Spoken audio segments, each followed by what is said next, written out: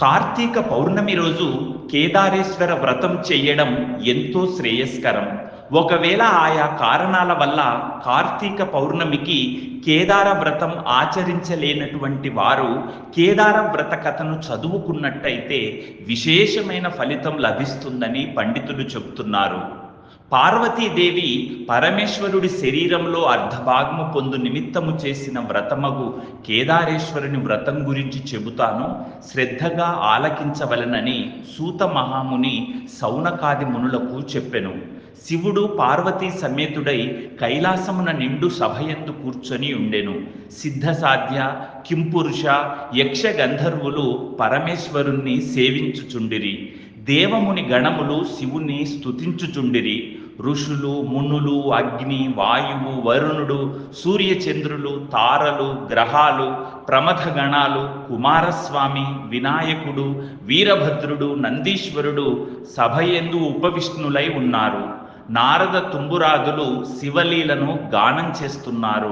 రసాల, సాల, తమాల, వకుళ, నారికేళ, చందన, పనస, జంబూ వృక్షములతోనూ, చంపక, పున్నాగ, పారిజాతాది పుష్పాదులతోనూ, మణిమయ మకుట కాంతులతో, చెలువందు నదీ నద పర్వతములతోనూ చతుర్దశ భువనాలు పులకిస్తున్నాయి. అట్టి ఆనంద కోలాహలంలో భృంగురిటి అను శివభక్తి శ్రేష్ఠుడు ఆనంద పులకితుడై నాట్యమాడసాగెను.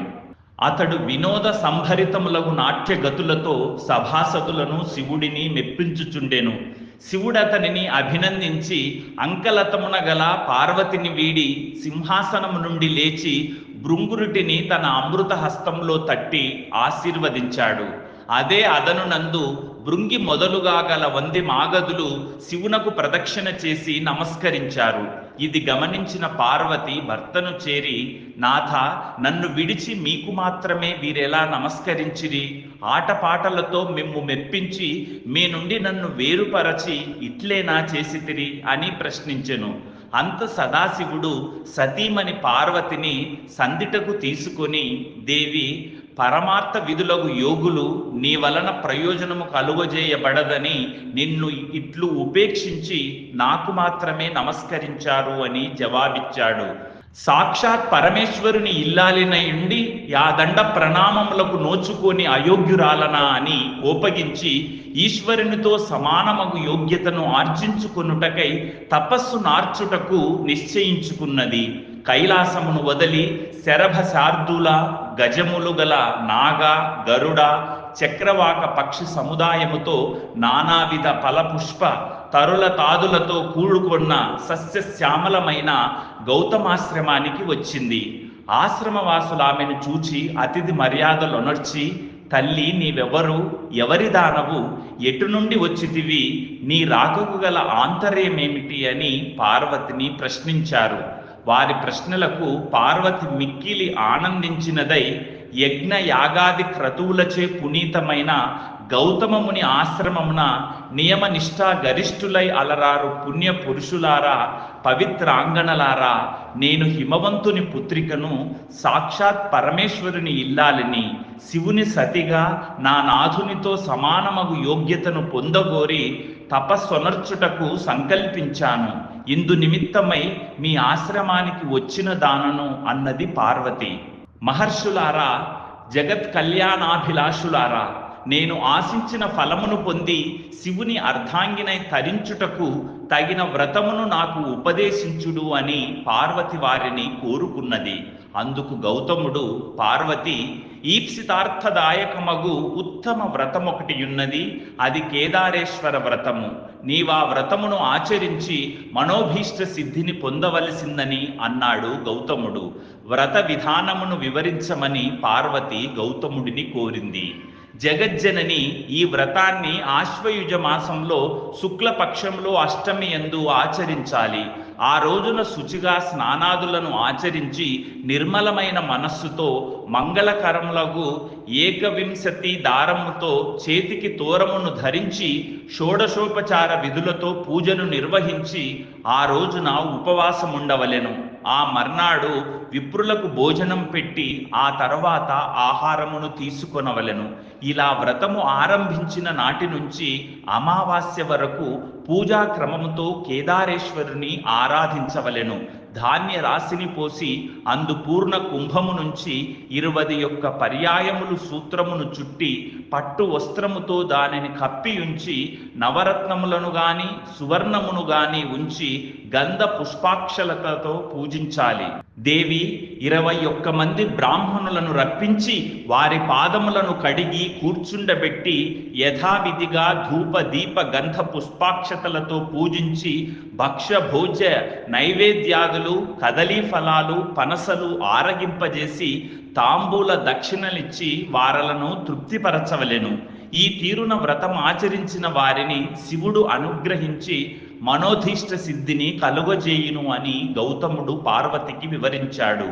గౌతమ మహర్షి చెప్పిన విధి విధానమును అనుసరించి పార్వతి కేదారేశ్వర వ్రతాన్ని నిష్ఠగా భక్తితో చేసింది. పరమేశ్వరుడు సంతుష్టాంతుడగుడై ఆమె అభిష్టానుసారము తన మేనిలో సగభాగము పార్వతికి అనుగ్రహించెను. అంత జగదాంబ సంతుష్టాంతరంగమై భర్తతో నిజ నివాసము కైలాసమునకేగెను. కొంతకాలమునకు శివభక్తి పరాయణుడగు చిత్రాంగదుడను గంధర్వుడు నందికేశ్వరుని వలన కేదారేశ్వర వ్రతమును దాని మహత్తును విన్నవాడై మనుష్య లోకమునకు దానిని వెల్లడి చేయగోరి దివి నుండి భువికే తెంచి ఉజ్జయిని నగరములో ప్రవేశించి ఆ నగరాన్ని పరిపాలిస్తున్న రాజు వజదంతునకు కేదార వ్రత విధానాన్ని వివరించాడు. వజదంతుడు ఆ వ్రతమును ఆచరించి శివానుగ్రహంతో సార్వభౌముడయ్యాడు.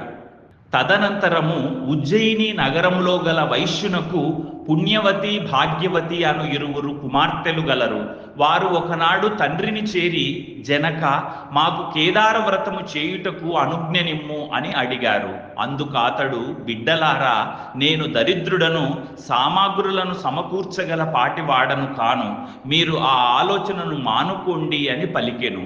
అందుక వైశ్యపుత్రికలు, నీ అనుజ్ఞయే మాకు ధనము, అనుజ్ఞ ఇవ్వవలసిందని కోరుతున్నాము. వారిరువురు ఒక వటవృక్షం కింద కూర్చొని తోరము కట్టుకొని పూజను భక్తితో చేసుకున్నారు. మహేశ్వరుడు వారలకు పూజా సామాగ్రిని అనుగ్రహించాడు. వారు కల్పోక్తముగా వ్రతమాచరించాడు. శివుడు సాక్షాత్కరించి వారికి ఐశ్వర్యములు సుందర రూపములను ప్రసాదించి అంతర్జితుడయ్యాడు. ఆ వైశ్య పుత్రికలకు యుక్త వయస్సు వచ్చింది. సౌందర్య సోయగం గల ఆ వైశ్య పుత్రికలతో పెద్దామె పుణ్యవతిని ఉజ్జయిని నగర మహారాజు, చిన్నామె భాగ్యవతిని చోళ భూపాలుడు వివాహం చేసుకున్నారు. వారి తండ్రియగు వైశ్యుడు ధనధాన్య సమృద్ధితో రాజభోగములతో పుత్రులను పొంది సుఖంగా జీవిస్తున్నాడు. మరికొంత కాలానికి చిన్న కుమార్తె భాగ్యవతి ఐశ్వర్య మదోన్మత్తురాలై కేదార వ్రతాన్ని మరచిపోయింది. అందువల్ల ఈశ్వరానుగ్రహం కోల్పోయింది. ఆమె భర్త ఆగ్రహానికి గురయ్యింది. ఆమె భర్త ఆమెను కుమారుడిని రాజ్యము నుండి వెడలగొట్టి వేశాడు. ఆమె పడరాని పాట్లు పడుతూ ఒక బోయవాని ఇంట ఆశ్రయం పొందింది.